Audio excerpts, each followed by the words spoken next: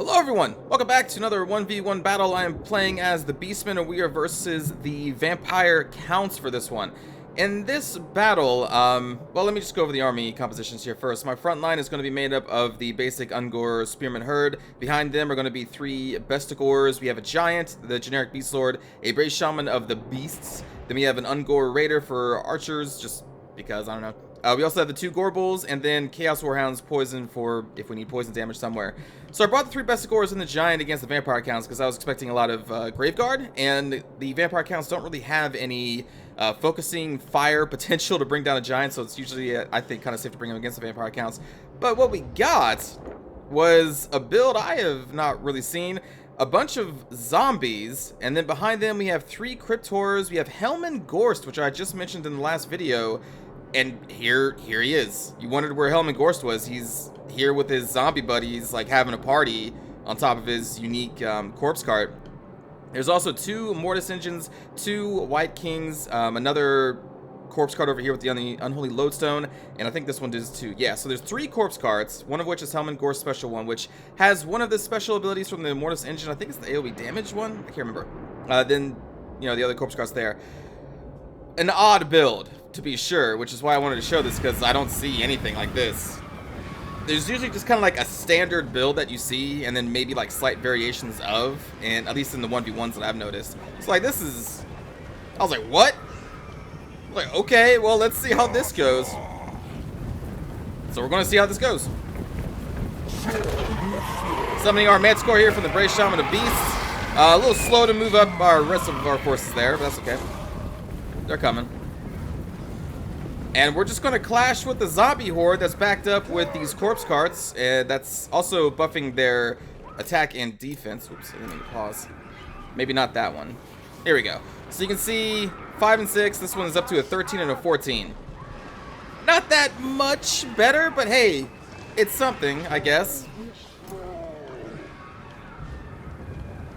So we're just kind of posturing up right here. And then we're going to go in when the two Gorbals are nearby. The clash you've all been waiting for, a zombie horde versus Beastman. So I already know that my Gorbals, I'm going to send them against the targets like the Crypt Horrors, the Corpse Carts, the Mortis Engines, because obviously I don't want to waste them against zombies. That's what I'm going to be doing there. I'm moving my Ungor Raiders here to apply pressure to the enemy's army. I dropped a, the only two spells it took was the Manticore and then, what is it, the Flock of Doom, I think it's called. And there's really no point to Flock of Dooming the zombies, I thought, so I just Flock of Doomed everything in here. Honestly, this isn't great either because it's a bunch of single targets. Like, there's really not many good Flock of Doom targets here. At all, but it's the only other spell I took. I was expecting to use it on a bunch of Graveguard. Not zombies. But anyway, we have some pressure in here from the archers going into this, I believe, the corpse cart. So then the enemy zombie horde is going to march forward, and we are going to accept that charge.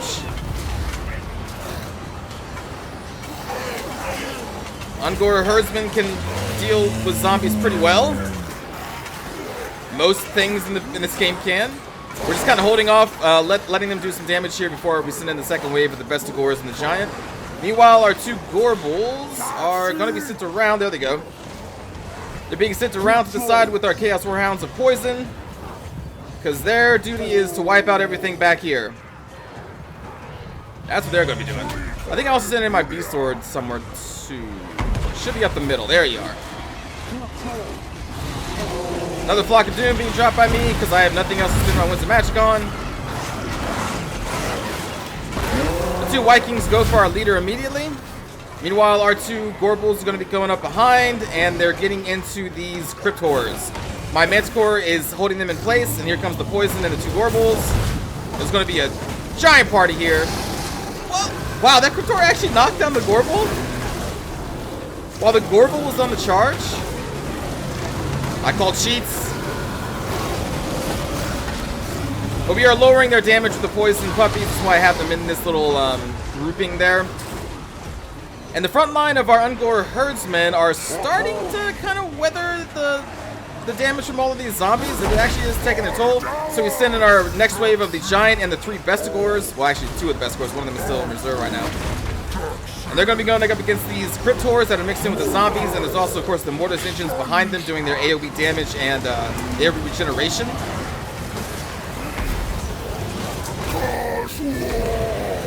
We have another flock of doom being dropped here on the front line. Meanwhile, our Ghoul Bull and the puppies are back here. They destroyed one of the Cryptors, and now they are into the 2 White Kings who pulled back to try and stop our Gorbals. White Kings are good, but 2 Gorbals, especially with poison damage as well, and this Manticore, that's a little much for the White Kings to handle. Oh, actually, I split off one of the Gorbals to take out this Corpse Guard too. And now he's moving on to the Mortis engine. The Gorbals are pretty good at taking out everything in the back line of this particular army. But you can see some of my forces. Well, actually, I guess only one force. I have 2. 2 of them are routed so far. We'll pull them back in later. Best scores are at it. Going up against the zombies and the Cryptors. Again, they're getting damaged by these Mortis engines. I have our Giant going up the middle, dealing some damage to Helmet Gorse himself. Just whacking the Corpse Guard. As more of these Cryptors come in. Try and protect the other Corpse Guard against our Gorbals. And our Beast Lord.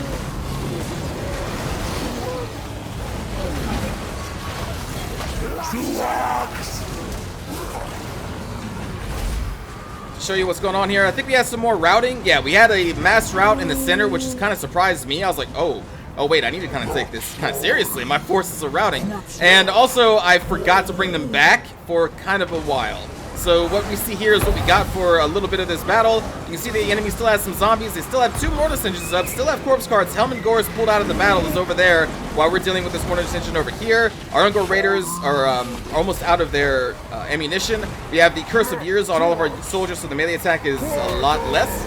And the Curse of Years, the plus 15 ability recharge, actually kind of screwed me over a little bit. Because our Beast Lord, I brought them full stack with all of their supportive abilities, all of the yells they can do that increases leadership and melee attack and all that. And when I was about to drop it, because we were about to have that mass rout, they popped that Curse of Years and actually did extend another 15 seconds on it, which kind of allowed that whole rout to happen. I doubt that was planned on the enemy player to be timed like that. Like, no way. It just kind of happened that way. But it actually did kind of screw me over. So you can see over here, the Giant is trying to deal with the Corpse Guard and the Mortis engine over here with the support of the Manticore that's now going... Actually, not the support of the Manticore, because over here is going after Helmet Gorse. The 2 Gorbals still trying to bring down this Mortis engine, which I'm sure has caused a lot of damage by this point. And also trying to keep our Beast Lord alive, because he is kind of by himself right now.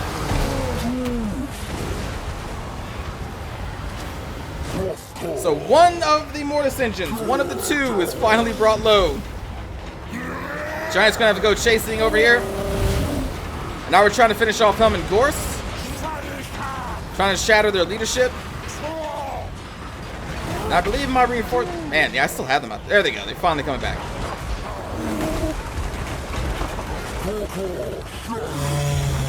Yeah. Spew bad breath on their helmet. Beast Lord is over here by himself fighting the 1 White King. I think they only have 1 White King left. Or are they both still there? No, I guess they're both still there. I thought I killed one by this point, but I guess not. They probably used their potion. Actually, they did use the potion because you can see their regenerative hit points right there. So still trying to shut down the White Kings. Giant is doing a pretty good job at shutting down the Corpse Guard and the Mortis engine over here. The Manticore is still chasing Helmet Gorse. Our units are finally coming back from routing because I finally remembered to bring them back. And there we go. 1 White King is now dead. You can see the Skeletal Horse is running off in the distance. We're working on the second one now.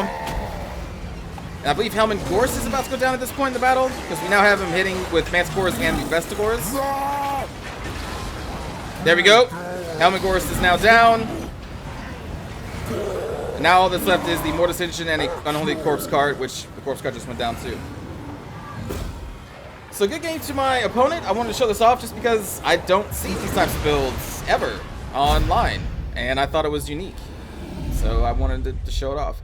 I can't say it's a great build. I like the idea behind it. The wall of zombies holding off the... And it did rout my troops. Like, that still did happen. I may have been really late in bringing them back to finish the victory, but like, they did manage to rout and do some damage to me. So the zombies hold off all of the infantry while the mortis engines just kind of sit back there and do their AoE damage, and then of course the corpse cards are regenerating and buffing the enemy soldiers. Helman Gorst, he's not the best, but I appreciated seeing him in this battle, because like, I never see Helman Gorst.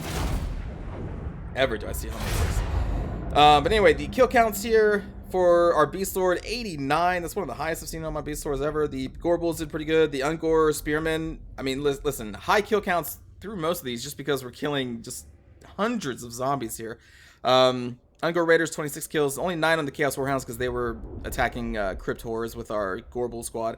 And then 51 on the Giant. For Lucifer Morningstar here, 0 on Hellman, but I mean, he's Helman Gorst.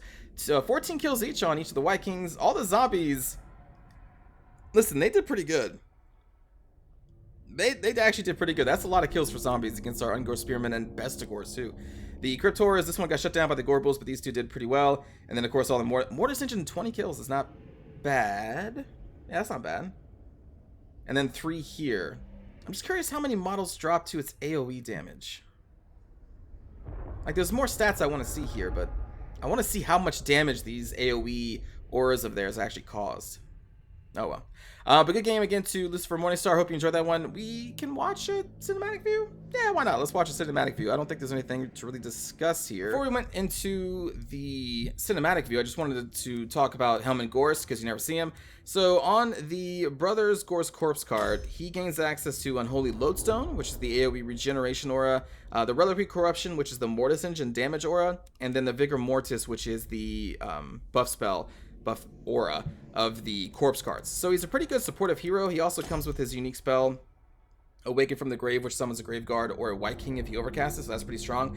The problem is with Helman Gorst, with Heinrich Himmler, with Master Necromancer, with like a lot of these non-fighting focused non-heroes who can take potions for quick regen capabilities, is that in the current meta, they're just not useful against like half the factions in the game. Against Empire, against Bretonnia, and against Chaos in the quick battle ladder 1v1s, whatever the hell you want to call them. The meta that you see almost in every single battle, and it's really fucking boring, is Chaos Lord with the Chaos Sorcerer or Death all on Manticores. The Chaos Lord is probably on a Zombie Dragon, or Chaos Dragon, sorry. And they have a varying amounts of Chaos Pharaoh Manticores. That's going to be like the base of a most builds you see online for Chaos.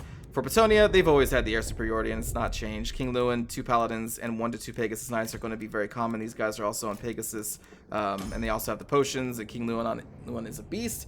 Then for the Empire, it's going to be General of the Empire, 2 Empire Captains on Pegasus Knights, Amber Wizard, and a Manticore, like by default, in almost any situation. So, because of the air superiority, these types of heroes, which are very weak in melee combat to, like, compared to the General of the Empire, compared to these Empire Captains, King Lewin, they just get sniped so easily. And it really kind of stifles creativity, I think, in 1v1s, because I've tried many builds that do not focus anywhere around these flying heroes, and you're kind of entering the battle in an uphill battle already, just because of the army pick, because you choose not to go with the meta of trying to combat them in the air, and it's honestly just really boring. Like, you know, Karl Franz is a bad pick now.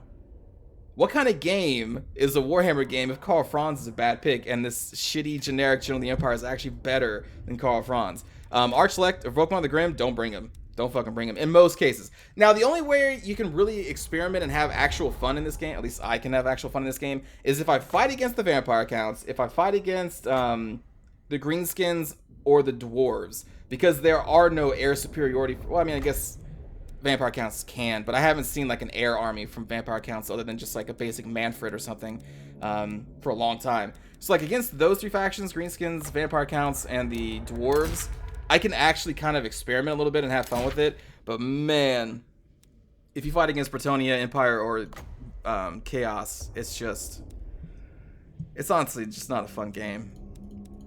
Anyway, this has nothing to do with this battle. It's just me just tired of the meta of these factions, and I just hate playing against them because it's so fucking boring. It's so fucking boring every single fucking match. I love this game. It's just I'm getting tired of playing against like half of its factions. Anyway, let's go watch a cinematic view now that I've explained why Helm and Gorse can't really be brought in like half the battles in this game. Get him on, Gore Raiders.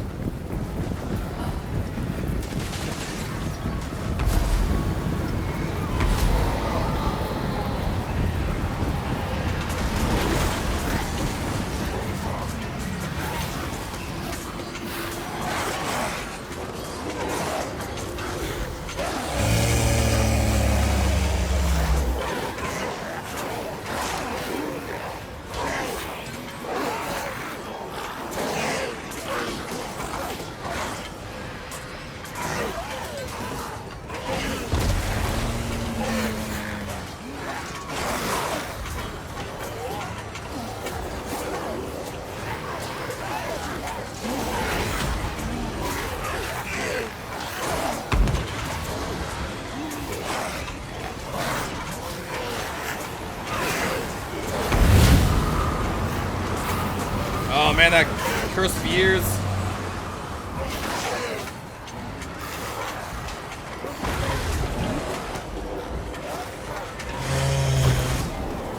Look at this White King.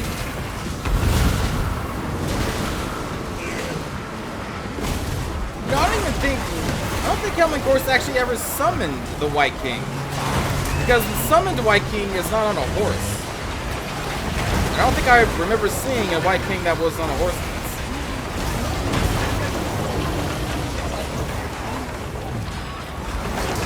Unless I'm crazy. Is the White King still on? I don't think he is.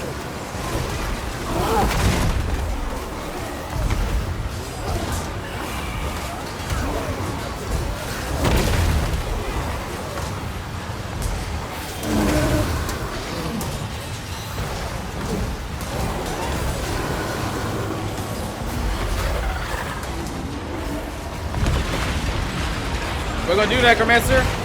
You gonna try and whip the Gorble? Can he even reach? I don't even think he can reach. These zombies just walking into it. Oh, there we go. Try to whip him.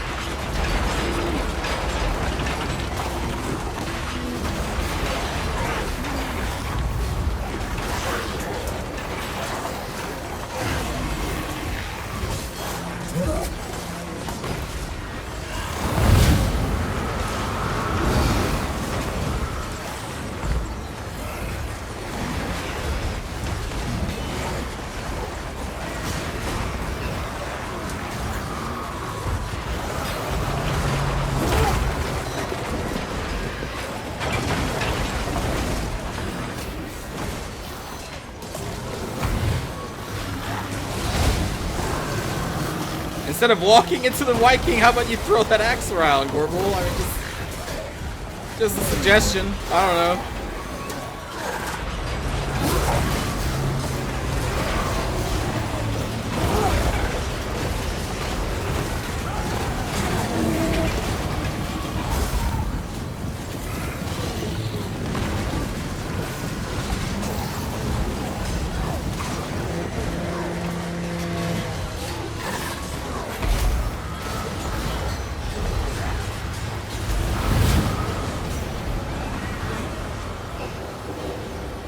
We got good old Hellman. This pile of corpses.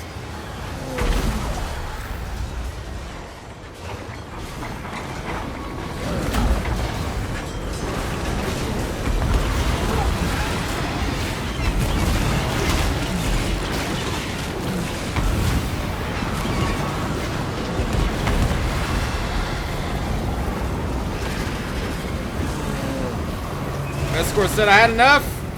Done. Oh man, my brace shaman.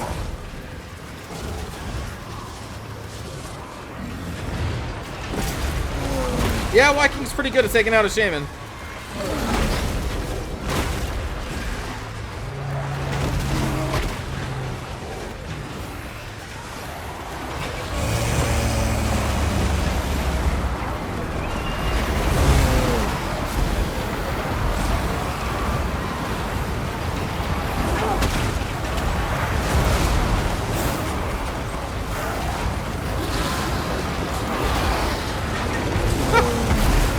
Then come the Gorbals.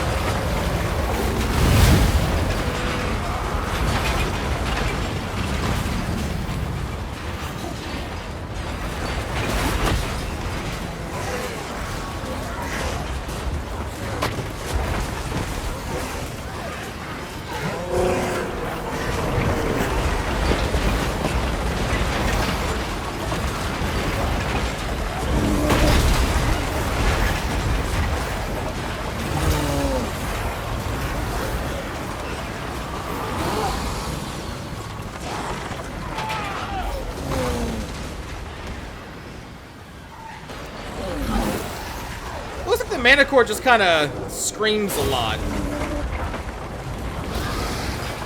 It's like, oh, look at me, I'm scary.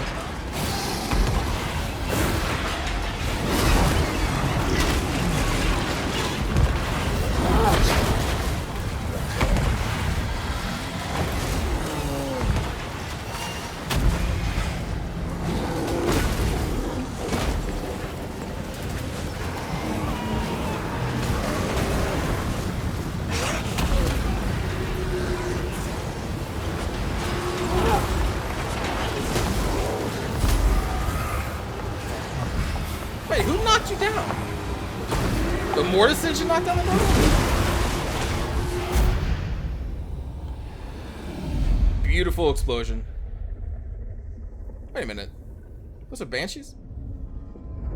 Have I ever noticed actual banshees around the corpse? Oh, right, because they're the ones flying around the back of it, aren't they? Yeah, because you got the skeletal warriors on the side, you got the horsemen in the front, and yeah, the banshees are flying around the top. Okay. Right. What up, Banshee? How's it going? What else we got here? Little wraiths. Anyway, thanks for watching, everybody. I will see you all next time. Take care.